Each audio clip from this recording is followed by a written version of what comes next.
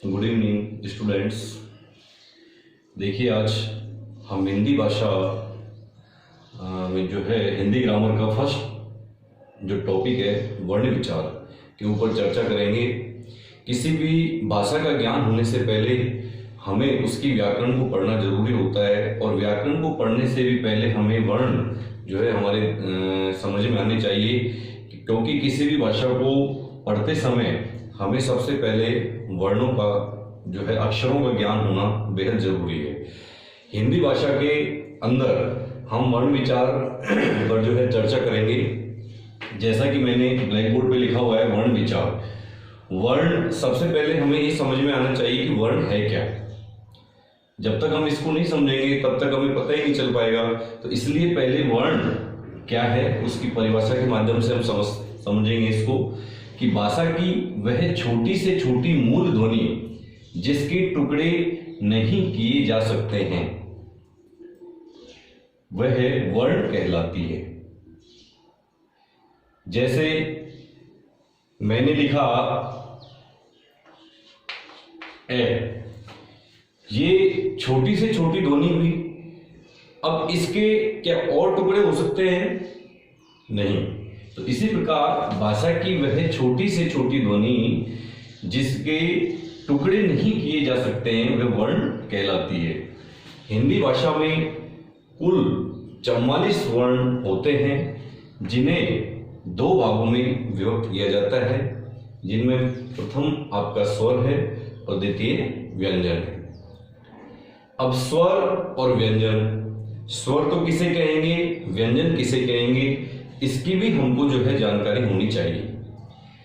जैसा कि मैंने यहाँ पे लिखा है, फर्स्ट नंबर का टॉपिक हम स्वर लेते हैं।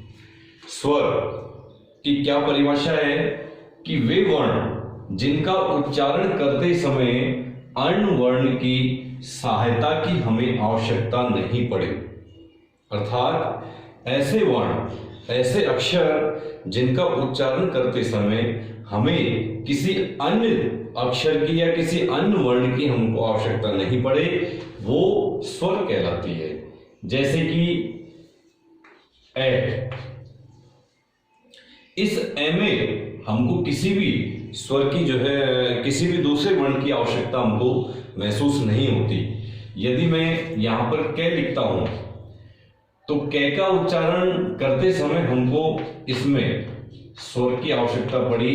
कै प्लस ए बराबर जब हमारा कै बनता है, तो इसमें हमको आवश्यकता महसूस हुई, लेकिन इसमें हमको ए में आवश्यकता महसूस नहीं हुई। इसलिए ऐसे वर्ण या ऐसे अक्षर जिनका उच्चारण करते समय हमें किसी अन्य जो है वर्ण की आवश्यकता या अन्य अक्षर के जो है आवश्यकता नहीं पड़े, वो हमारे स्वर कहलाते हैं। हिंदी में कुल स्वर 11 माने गए हैं, जो निम्न प्रकार है: ए, आ, ई, उ, री, ए, ऐ, ओ, औ। ये 11 स्वर हमारे हिंदी भाषा के अंदर होते हैं, और समझने के लिए मैंने इनकी मात्राएं यहाँ पर दर्शाई है। ए के नीचे कोई भी मात्रा नहीं लगाई, उसका कारण है क्योंकि ए की कोई मात्रा नहीं होती है। आ की मात्रा इस प्रकार से लगती है, ई की मात्रा इस प्रकार से लगती है, छोटी ई, बड़ी ई बोलते हैं इसे अपन। बड़ी ई की मात्रा इस प्रकार से लगेगी, छोटे ऊ की मात्रा इस प्रकार से लगेगी, बड़े ऊ की मात्रा इस प्रकार से लगेगी। ये री है, इसकी मात्रा इस प्रकार से लगेगी। ए की मात्रा, ऐ की मात्रा, ये ओ की मात्रा, ये औ की मात्रा। स्वर ये आपके स्वर हैं, और नीचे मैंने इनकी मात्राएं लिख दी है, क्योंकि इनकी मात्राओं का ज्ञान भी हमको होना बेहद जरूरी है। मात्राओं का ज्ञान होगा तभी हम आगे जो है अक्षरों की रचना कर पाएंगे। मैं आपको आगे बताऊंगा। अभी हम चर्चा करते हैं स्वर के भेद। पहले तो हम स्वर की परिभाषा को पढ़ चुके हैं कि स्वर क्या होते हैं। अब स्वर के भी भेद होते हैं। कितने भेद होते हैं? स्वर दो प्रकार के होते हैं, ह्रस्व स्वर और दीर्घ स्वर। ह्रस्व स्वर को हम लघु स्वर भी कह सकते हैं।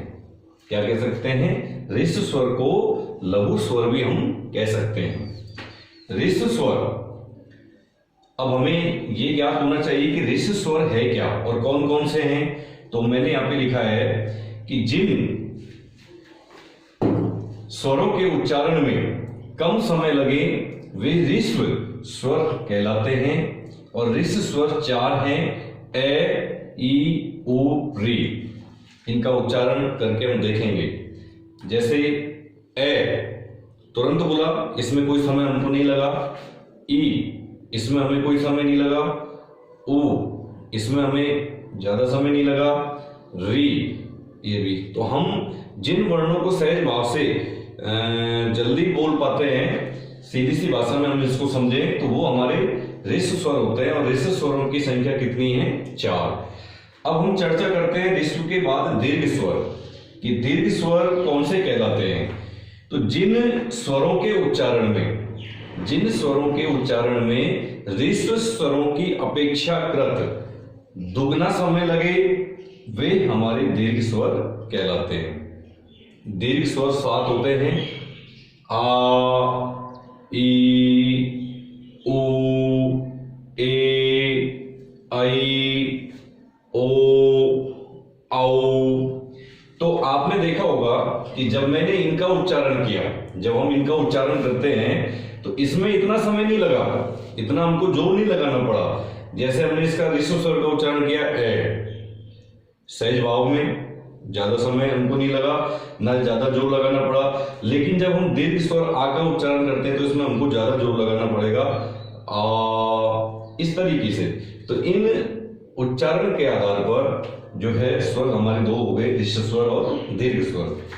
अब हम चर्चा करते हैं हमारा, जो कि हम वर्णों के ऊपर चर्चा कर रहे थे। वर्ण 2 प्रकार के होते हैं, एक स्वर और एक व्यंजन।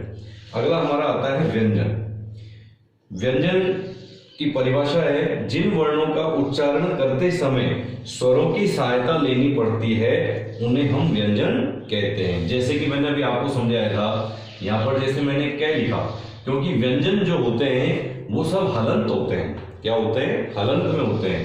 यदि हम इनमें स्वर जोड़ते हैं, जैसे हमने इसमें कै में ए स्वर की हमको सहायता लेनी पड़ी, तब जाकर के हमारे कै का निर्माण हुआ।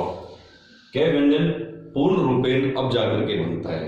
इसलिए इसमें बताया कि जिन वर्णों का उच्चारण करते समय हमें स्वरों की सहायता लेनी पड़ती है या जहां स्वरों की सहायता ली जाती है उन्हें हम व्यंजन कहते हैं।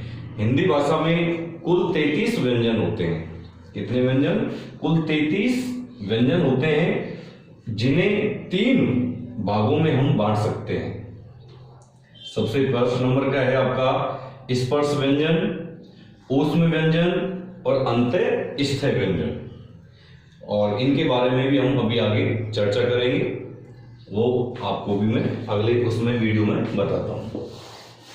आप इन्हें अपनी हिंदी ग्रामर की आप एक जो है नोटबुक बना लीजिए और उसमें फेयर कॉपी आप बना करके उसमें आप विधिवत इसको जो है काम करेंगे। टॉपिक वगैरह जैसे आपको बता रखा है, ऊपर वर्ण विचार डाल करके उसके नीचे आपको अंडरलाइन करना है। उसके बाद परिभाषा जहां मैंने अंडरलाइन कर रखी है वो आपको रेड पेन से लिख करके आप उसके आगे बाकी के ब्लू पेन से लिखेंगे और सुंदर हैंड राइटिंग के अंदर, हस्तलेख के अंदर आप काम करें, ताकि आपकी कॉपी जब भी चेक हो आपको अच्छी ग्रेड उसमें अंदर प्राप्त हो। इसका अगला टॉपिक मैं आपको अगले वीडियो में बताता हूँ।